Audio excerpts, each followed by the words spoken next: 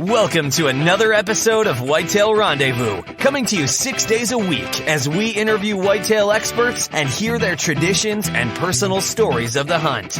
Learn more about the latest gear, discover proven tips, and the latest strategies so you can make your next hunt a success. Now here's your host, Bruce Hutchin.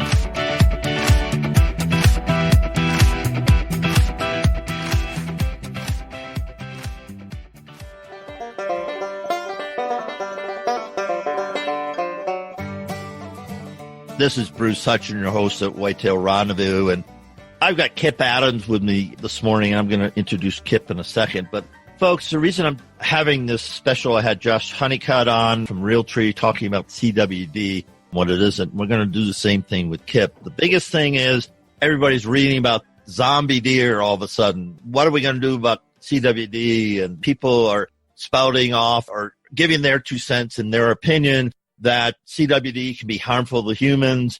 My word, the sky is falling. Well, Kip Adams is a wildlife biologist. He's also the director of conservation for QDMA, Quality Deer Management. Kip, welcome to the show, and I look forward to your comment. Thank you, Bruce. Always good to see you and then talk with you. Thanks for having me. Let's start right off. What is or is not a zombie deer? Zombie deer immediately is a really good headline to attract people to read a newspaper article or a magazine article. What the writers are writing about is a disease, a chronic wasting disease, or all the headlines today. In the short of it, part of what this disease does to deer is when it gets to the late stages, it actually will eat holes in their brain, which then makes deer lose their fear of humans. They drool, they can walk in circles, they do all kinds of crazy things that they normally wouldn't do, hence the name zombie deer. And wildlife professionals certainly don't refer to them as zombie deer or in that reference, but that really grabs people's attention to read articles about it. So a lot of writers use that tack, and over the last few months, there has been a lot of zombie deer headlines online and print. So we talked earlier, EHD and CWD. Please share with the folks the difference between those two diseases for whitetail deer. Sure. EHD is epizootic hemorrhagic disease. That's a disease. It's one of the most common diseases of deer, and we've known about it for about a century. Deer somewhere in the whitetails range every year. It's carried by a midge or a no-see-um, a little biting midge. So, it's a viral disease that deer can get by these midges, and then as the midge lands and bites a deer that has it, gets a blood meal, it actually can then take that, and if it bites another deer that doesn't have it, transfer that disease to another deer. Some people will call it blue tongue. The reason is there is a series of blue tongue viruses that are very similar to the epizootic hemorrhagic disease viruses, and they all cause the same thing. So a lot of people just refer to that disease as hemorrhagic disease. But whether you're talking about hemorrhagic disease or EHD or blue tongue, that's essentially all the same thing, viral disease carried by that little biting midge. Now, the good thing for deer is that not all deer that get that will die. Many of them can recover from it. And then if they do so, they develop antibodies that it keeps them from getting that again in the future. So very common disease of deer. We've known about it for a long time. Hits somewhere each year, but you don't have these massive die-offs of deer from it. And then if a deer is impacted or deer population is impacted, they can recover very quickly because the disease is there and then gone. Now, that's very different from CWD or chronic wasting disease in that chronic wasting disease is 100% fatal. So every deer that gets it is going to die. There's no cure. There's no vaccine. And one of the dangerous things about it is, unlike hemorrhagic disease where a deer can't give it to another deer, if a deer has CWD, it can transfer that to another animal. So there's a lot of additional deer will test positive for CWD because they have just been in borders with other deer that have it, and through social grooming or sharing of saliva or with urine and feces, etc., those deer can give it to other deer. So the two diseases are very, very different. We know that CWD has no cure, and the bad thing about it is it kind of slowly infiltrates a deer herd. And what that means is when a few percentage of a deer herd has it, we're not seeing these big die-offs of deer. And the reason is when a deer has CWD, that deer can have it for months or even up to a couple of years before it shows any of the symptoms. And then once it does show symptoms, they die very quickly. But most of those deer while they are not showing symptoms, appear to be healthy. So they are mixing with other deer. They can transfer this to other deer. So folks who hunters see this as think, well, I'm not seeing sick deer. It must not be a problem. But the reality of CWD is it slowly infiltrates a deer herd where suddenly, there's 1% of the deer have it, and then 2%, and then 3%. And as that builds, experts think that when it gets somewhere between 25 or 30% of a deer herd, then the deer herd can't sustain itself anymore with the same level of harvest that you and I like to do in the fall hunting. So deer herds will start to decline. They can't sustain the same harvest pressure. And the big problem is, since there's no cure, we have no way of slowing it or stopping it once it gets to that level. So that is the really big danger of CWD. And for anybody that hunts deer, something that they should be extremely concerned about, because as deer herds get to that level of prevalence rate, suddenly we don't get to harvest the same number during the fall to put in our freezer. I think about just the changes. I hunt in Juneau, Sauk County, Wisconsin, which if you look at your map of CWD, that's pretty much the epicenter in Wisconsin. And we've been hunting the same farm forever, and we have plenty of deer, and we just haven't seen sick deer. And people live on the farm, Eddie's farm, so he sees deer all the time, and we keep talking to him. We're not seeing sick deer, yet we're in a CWD area, and we have 3 doe tags. I mean, we can kill as many does as we want, and we do. We kill 6 or 8 does off the farm. Our little crew does it, and the neighbors do it. So we're killing a lot of does, but the recruitment is still there. Now, I would have thought over the years that we've been hunting them, we'd start to see infected deer or deer on their last legs in their last days, if you so. But we just don't see that. That makes me question, wait a minute, is this information that Wisconsin DNR has correct? Or it's just we're in an isolated area where we just haven't had the dispersal of CWD? Yeah. No, that's a great question, Bruce. And there's a lot of hunters that ask that same thing and think, gosh, if this is such a bad deal, why don't I find them? And the reality of it is they're actually answering this question in Wisconsin right now with radio-collared deer, research looking at survival rates. And what they find is that if a deer has CWD, we know it's going to die at some point from the disease if it doesn't die from something first. And what they're finding is, in most cases, they're dying of something else first, because deer with the disease are 2 to 3 times more likely to die this year than deer that don't have it. So what's happened is predisposing them to die to predation, hunting harvest, vehicle kills, etc., other things more often than if they didn't have it. So some hunters will say, well, that's okay, we just kill them somewhere else. Why isn't this all right? And the reality of it is, if those deer die at 2 to 3 times the rate of deer that don't have it, that is not good for any type of animal that we want to sustain for a long time in the future and be able to hunt.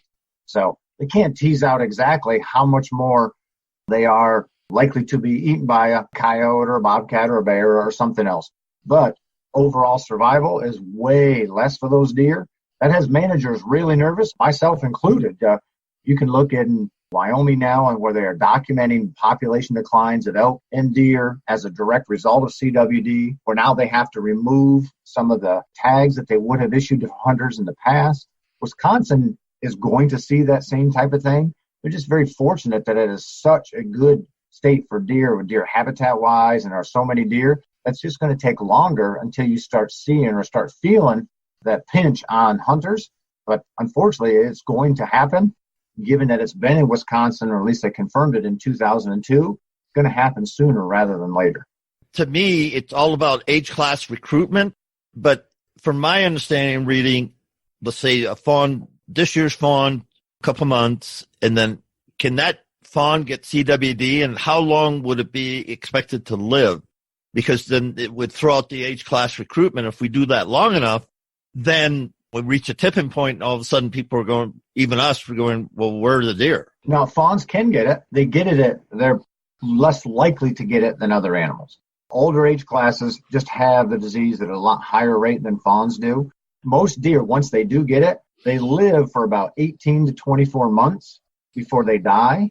Whatever year they get it, that's about their expected maximum lifespan after that point. And that's why they can be within that span not as good at avoiding predators or avoiding hunters and end up getting killed some way else So that's one of the reasons we don't see a lot of sick deer on the landscape, because they end up dying somewhere else. They're just a lot easier for us to hunt or predators to catch or cars to hit, unfortunately. Any difference in bucks and does? There is. Bucks are more likely to have it than does, and older bucks are more likely to have it than younger bucks. They don't know exactly why that is. It most likely is a behavioral thing with all of the fighting, the grooming, just the way that bucks behave and are around each other throughout the year, particularly when they're in bachelor groups. Their behavior likely predisposes them to higher infection rates, and you see that just about everywhere. Not every state, and actually in our 2019 whitetail report, we asked each state wildlife agency, of all the deer that you have found that have CWD, what percentage of them are bucks, what percentage are does, and we try to tease out some of those age classes. Places like Wisconsin, adult bucks are far more likely to have it. But there are a few states like Pennsylvania and Illinois and even Texas where about half of the deer that they've identified as CWD positive were does. So there's no question that bucks are more likely to have it. In some places, they seem to be a lot more likely to have it, and others maybe just a little more likely. Let's go to the human side of the equation, because I remember hearing some knowledgeable person, I think he was on the Jim Rohn show, and he said, most definitely within 5 years, a person's going to die from CWD. And I'm going, I don't think so. I can say I don't think so, but I have no medical, I don't have a degree in biology. So I'm like the masses out there. Well, I've been around the same deer herd for over 50 years, and I'm still sucking air. So I haven't got it. And I've eaten we have venison every night in deer camp and throughout the winter. Obviously, it's processed and it's frozen and it's cooked. Let's talk about the human element and share with me the steps people should take from field to plate. Fortunately, no human has ever been diagnosed with CWD, so it seems to be at least the species barrier between deer and us is robust enough that we're not getting it. It doesn't mean that we won't ever get it, but man, I hope that it never crosses the species barrier, because if it does, hunting as we know it today would cease to exist. The Centers for Disease Control and the World Health Organization both recommend that if you harvest a deer in an area that is known to have it, that you have that deer tested, and if it tests positive, that you don't eat it. So, you should not eat a deer that does test positive for it. So it's just a good thing to have that deer tested just to be sure. There's no sense in eating a deer that may have something that you can get, when testing is available today. So we strongly encourage people, if you're in the CWD zone, have your deer or elk tested before you eat it. Wait for that test to come back. Then if it comes back negative, then absolutely consume that animal and share it with family and friends. If a deer does have CWD, there's no way to do anything to that deer to try to get rid of the prion. So it's just not wise to eat a deer or elk that does test positive. The easiest thing to do is if you're in a zone that has it, have the deer tested and just wait for that test result before you go ahead and eat that deer. I think it takes more than a few days to get that test back. Is that correct? That is correct. And that's one of the things that many agencies are working on right now to try to make that time even smaller. Last year I was in Michigan at a DNR meeting when they said, look, we are going to be the quickest state in the country. We're going to return all of our results to hunters within 2 weeks. And they should have been very proud of that. And that was a great thing, a great service they're providing hunters. Kind of in the know on this, you'd sit there and think, 2 weeks? You have to wait 2 weeks for the test?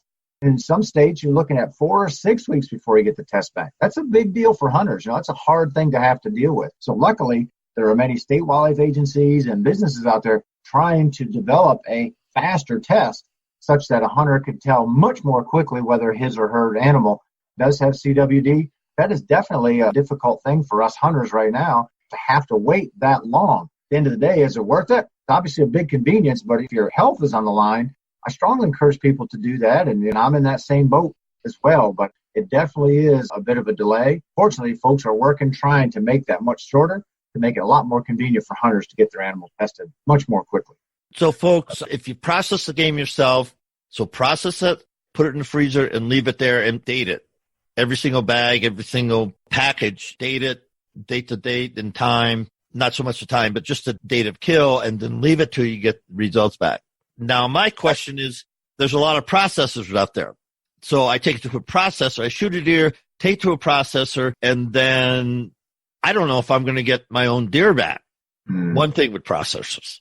And that concerns me a lot because the opportunity for them to take a grind and take my deer and your deer and somebody else's deer and throw it all in the same grinder, and out comes the grind and throw some suet in there, and then we got everything going. We get packages of hamburger, and my deer come back fine, but Joe's deer comes back or your deer comes back not fine, and we don't know whose meat we're eating. How do we handle that?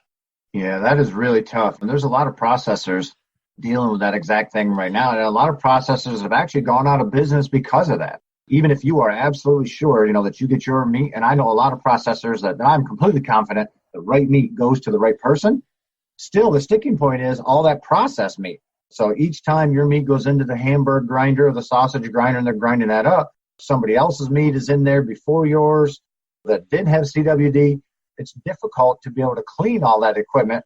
Now, there are recommendations to clean knives and utensils and all that with a bleach solution, but we're still not even guaranteed then that it can get rid of all of those prions. So I am less concerned about them giving you somebody else's meat back, but I'm very concerned about your meat being in the meat grinder with another CWD positive deer and then not being effectively cleaned between the two animals. That's a real deal that as hunters we're forced to deal with now. I process all of my own meat that we shoot here in Pennsylvania, but there are times that I'm hunting in other states. I just simply don't have the luxury to do that. So there's a lot of hunters like that. There's more hunters today processing their own probably than ever before, partly to get around some of this, but we need to give hunters some help and processors some help for the situation that you just described, because there are definitely situations that you just absolutely cannot get around that. That's just down the road. I hate to use the word legislation, but it's almost as if each deer goes in and it goes through clean material with not any other thing. And that's going to have to add to the cost of it because it takes the time away. From my point of view, if you don't process it yourself, then be very, very careful and very knowledgeable. Which brings me up to another point. You went out to North Dakota, I think, killed a beautiful buck. Now, you weren't in a CWD area. Is that correct?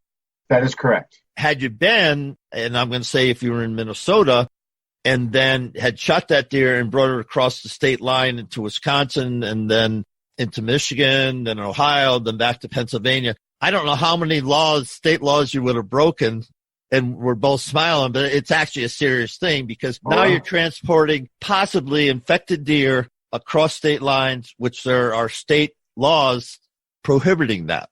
There are a lot of state laws, and you're right, and I am very, very cautious with regard if I travel to what I can move or not move. And that particular deer in North Dakota, we processed that ourselves, so all the meat was deboned that I flew home, clean skull plate and cape that I brought back, so that was all legal. But that's something hunters really have to watch for today. And the elk skull right behind me, that's the first elk I ever shot. I was in northwest Colorado in a CWD zone, and there were other guys in camp that shot out that were going to leave with them. And I said, you can't leave with that skull. Literally cannot leave this state and travel back to your state, with the eyes and the brain and all of that in your skull. The one that's behind me, luckily where we were, we got an old cattle trough and got a fire going. And I cleaned that skull up, literally removed all the brain, the eyes, everything was out of that so that I could legally leave with it. And but I have a zero tolerance policy for being around anybody that I hunt with that doesn't follow all the rules. So I made sure that I did. But you're right, there's some folks that just don't know what the rules are.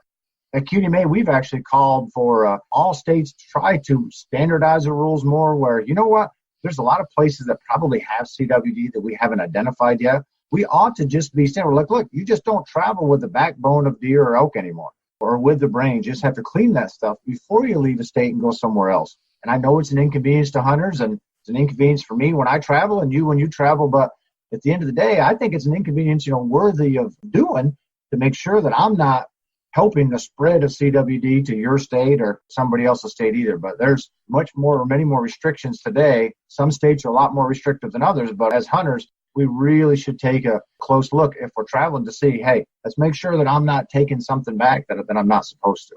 My 2 cents on that, folks, is know the regs. Come out with Deer Hunting Institute course, and one of them is know the rules about hunting, whether you're hunting in different counties, different states, in different countries. but it's up to you as the hunter to know the rules. So we both know stories about, oh, gee, I didn't know that. And maybe you didn't, but guess what? You bought the tag and you should have known the rules, period.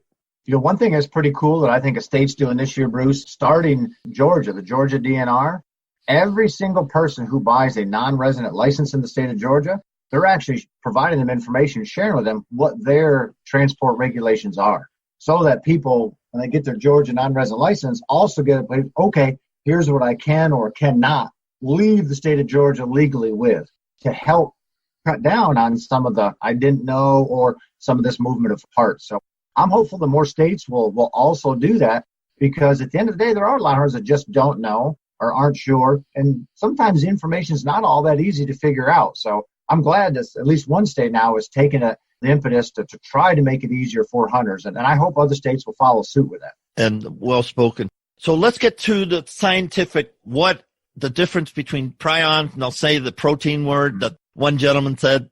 Oh, the spiroplasm. Spiroplasm. And folks, again, my lack of wildlife biologists and tongue twisters gets me, but there's an article that was written that, we found, a person has found or thought they found a solution, a cure for CWD. So I want Kip to address what the QDMA people believe to be the factual information behind the prions. The prion is something that most hunters have never heard of, and that's why it's kind of hard to kind of figure out. But a prion is not a bacteria. It's not a virus. So because we don't have the ability to use an antibiotic or to kill it. We can't kill it. So it's something that's very different. 99% of the people, wildlife experts and disease experts, recognize CWD as a prion disease. So basically everybody working on this, with the exception of a very small number of people, say that it's not a prion disease. One of those was Dr. Bastian, who formerly worked for Louisiana State University. He's the one that said it's a protein. It's a spiroplasm. Hunters jumped all over that, because if it is a protein, then we could develop an antibiotic and save deer. But the reality of it is it's not a protein. The research that he has done to show that he thinks it was a protein has been tried to be replicated numerous times, and no other researchers could ever get the same results that he did. So they are extremely confident that it is not a prion. It is not a bacteria, but it is in fact a prion. And that is believed by easily 99% of the folks working on this issue. We fully believe that it is a prion, just given all of the other research that's been looked at and has been done with it. So we're very confident that's what it is. And that's not us. We're just looking at what all of the other experts out there say. Unfortunately, I wish it was a bacteria. I so wish he was right. But none of the real smart people working on this believe that he is right. We don't think so either. So what is a prion? Essentially a misfolded protein that's in your body. And we all have those in our bodies, but CWD, this disease, causes some of those prions to misfold and misshape, and this can get extremely complex, but we don't need to do that because I'm not smart enough to explain the whole part of that, first of all. But secondly, as a hunter, what we need to know is once it causes these proteins to misfold, that is what then it starts eating the holes in the brain. It's known as a spongiform encephalopathy. The spongiform means it literally turns the brain to a sponge, a bunch of holes in the brain. We all have prions. This disease makes them go bad or misfold, and then they eat holes in the brain. That's the short of what really happens with this disease. And that's also why it takes that 18 to 24 months that I said that a deer has it before they really start showing the symptoms. Once they start showing the symptoms, they die very quickly. The body just literally wastes away, which you would or I would as well if we had holes in our brain. That's kind of the long and the short of it, Bruce. Ergo, chronic wasting disease. And I remember a friend of mine up in his farm got a trail camera picture, middle of summer, of this deer just wasted away. And he sent it to the local DNR, and the guy said, see the deer, shoot it, don't touch it, just call us, and we'll come and get it. And he never did see it to shoot it. But that deer was in the last throes of CWD by all indications. And I'm not advocating anybody start shooting deer in June, July, August, or whatever. But if you do see a deer that appears malnourished, not a glossy coat, it's just sick, call the DNR right away, get a picture of it so they can come in and do their business and do their testing. Basically get involved. And with trail cameras and everything we got going, millions and millions of pictures are taking a deer throughout the year. And so we can help be part of the solution, at least the research. That's what I think. Absolutely. No, you definitely should. And because there is a chance it is not CWD, it's something else. And if that's the case, the sooner the wildlife agency is aware of it or has a sample from that deer, the quicker they can do something to help. Or even if it is CWD, if it's a new area, the faster that they know of that, the better job they can do minimizing the spread of that disease. So some folks will say, I don't want people to know if I have a deer. And that's not the right attitude to take. The faster you do know, the better chance you have of limiting how far that disease spreads and ensuring that you're going to have good hunting way into the future. If you see a deer that has it, don't say anything. If you let that spread to 2, 5, 10, 50 deer, what you're really doing is negatively impacting your future hunting. So it's much better to let the wildlife agencies know as quickly as possible because that helps hunters now and in the future. Yeah, and it helps the deer herd. A lot of people out there don't think that we're conservationists, don't think that all we do is go out and kill deer and eat deer. But the conservationists are the driving force because we're billion-dollar stakeholders in this game. And the hunting tradition is rich throughout the country. And because of that, we want to be at the forefront of being part of the solution, not part of the problem. That's for sure. There's people who raise deer. There's deer farmers. And when you raise deer, I raise deer. I don't raise deer, but I'm saying you have a farm in Pennsylvania. I have a farm in Colorado. You want to buy this buck for breeding and we're going to swap bucks. So we're shipping a deer from Pennsylvania to Colorado and vice versa. And that happens all the time. What impact does that have on CWD? You're right. That does happen all the time. And in many cases, it happens legally, but it has a huge impact on the potential spread of the disease. And the reason of that is, as I said earlier, deer have this disease for several months to a couple of years before they show any signs. So deer are shipped from farm to farm without knowing that the deer actually had CWD because there's not a good practical live animal test that we can test with deer. The only way to know for sure is a test that involves the deer having to be dead. So I can test a deer, or have a deer that looks great, ship it to you, and then find out a year later, once it's your place, ooh, this actually had CWD. So now all of the other deer on your facility have been potentially impacted. And if you have then shipped them to another farm, this stuff happens all the time. And this is why moving deer between facilities is such a dangerous, dangerous game for free-ranging deer. Well, it's a dangerous game for the captive deer herd as well. So I would love to see a good live deer test we could do. Now, the captive folks would like the same thing, because they don't want to be shipping deer that have the disease without knowing it. But from a free-ranging deer standpoint, from a hunter standpoint, that's the real danger. And that's why QDMA, we said, right now, the two best things that we can do to help minimize the spread of CWD is, one, stop all live movement of deer. We should not be moving live deer anywhere. And that's captive folks as well as state wildlife agencies. There's a few states that are moving deer and elk. We don't think that should happen. If we say that captive folks shouldn't do it, then the state shouldn't be doing it either. And secondly, if we stop moving the high-risk parts of harvested deer, the eyes, the brain, the spleen, the backbone, that kind of stuff, if we didn't move those two things would do us as hunters and wildlife agencies more good than anything else at slowing the spread of this disease and allowing the science to catch up and give us some way to combat it. But more than anything else, Bruce, that's what you, me, and every other hunter and wildlife professional could do to slow the spread of the disease. You just mentioned your elk. You boiled it out so the eyes are gone and the brain's gone.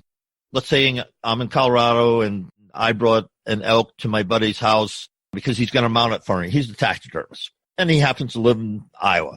But I've got the brain still in, the eye still in, the hide still on it. It's just the head. How does that in itself spread CWD? But as you drive it there, in itself, it probably wouldn't or isn't. What happens is once you get it there, if it's from a CWD zone, it would depend on what that taxidermist did with it. So if he or she put it in a dumpster and it went right to a landfill, probably nothing or very little anyway. However, there's a lot of taxidermists that then throw that head out back or not dumping stuff properly. So then that moved that CWD or those prions to Iowa or wherever you went to a new place so that once they're in the soil, now there's no way to decontaminate the new site. And other animals that come in contact either with those remains have a chance of contracting the disease. So that's why states won't let you, don't want you to bring any of that stuff in. Is that's why they require you to have a caped animal, skull plate cut out, that's cleaned. Then you can take those to the taxidermist in another state. You just can't travel with that animal. Okay, I hope you understand that portion. You yourself, with the head, aren't going to transmit disease to another animal because when they're in their car, hopefully they're in a plastic bag or some sort of container. But once they get to your destination, we can't control what happens to those parts. Is that basically what you're saying? That's right. And I know of at least one state, the state of Missouri, allows you to bring those parts in if you are going immediately to a taxidermist. There may be a handful of other states that allow that. I'm not aware of others, but I do know that Missouri does allow that. I know most states do not. My home state of Pennsylvania closed all of its borders last year, and I was kind of surprised that it took that long to close it. But they finally did, where there's no movement of any of that stuff into Pennsylvania from anywhere.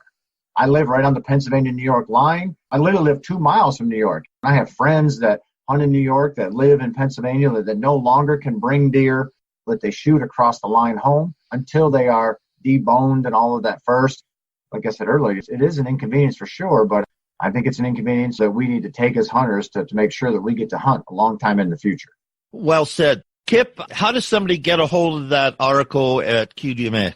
They can go right to our website at QDMA.com. We have a whole host of information about CWD as well as deer management, habitat management, everything else. But we look at CWD as one of the biggest issues impacting deer herds and hunting today. So we have a tremendous amount of information about CWD on our website, our recommendations for hunting in CWD zones, the difference between CWD and hemorrhagic disease, all kinds of hunter-related stuff there. So they can go right to QDMA.com and get everything that they'd like for free. And if people have any questions, can they reach out to you or who at Absolutely. QDMA? Yeah, my email address is kadams@QDMA.com. My phone number is 570-439-5696. That's my mobile. They can call me, text me, email me, anything they want, and I'm glad to help.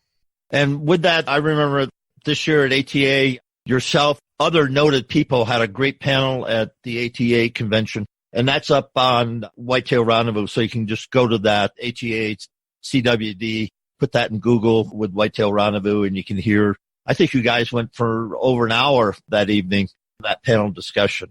And that's important, folks. And the biggest thing, again, the reason for doing this, inviting Kip on, is to get you some specific information so you have talking points. If somebody says, well, this or that, social media, they say, well, no, you can't do this, you can't do that, or this is what it is. So now by listening to this and segment by Josh Honeycutt from Realtree, you've got two knowledgeable people that you can say, hey, that isn't really the way it is. And the zombie deer, yeah, that's something that's great for media hype, but let's get to the backstory. Let's get to the facts, and let's deal with facts rather than fiction, or let's just stick with the facts, folks. It makes it a lot more helpful for everybody in the hunting community if we do that. Final thoughts, Kip? I think that was very well said, Bruce. So, and that's certainly what we want to do, is just give people good information. And QDMA, we say it's where deer hunters belong, because we're deer hunters. We want to make sure that everybody has a good opportunity to hunt deer in the future. So that's the information we want to provide so that they can see what's going on, make decisions for themselves. They can hear what our opinions are, but we want to ensure good hunting long into the future. So that's the bottom line at QDMA. And my final thought, if you're not a member of QDMA, then go to QDMA and become a member, because bar none, they are at the forefront of deer research, scientific backed information about deer. Nobody better in the world. Thanks so much, Kip. Thank you, Bruce. Great seeing you. You have a good day. Thanks for joining us. Be sure to tune in tomorrow for another episode of Whitetail Rendezvous, where you can listen and learn from the experts so you can be more successful on your next hunt. Until next time, listen, learn, and succeed.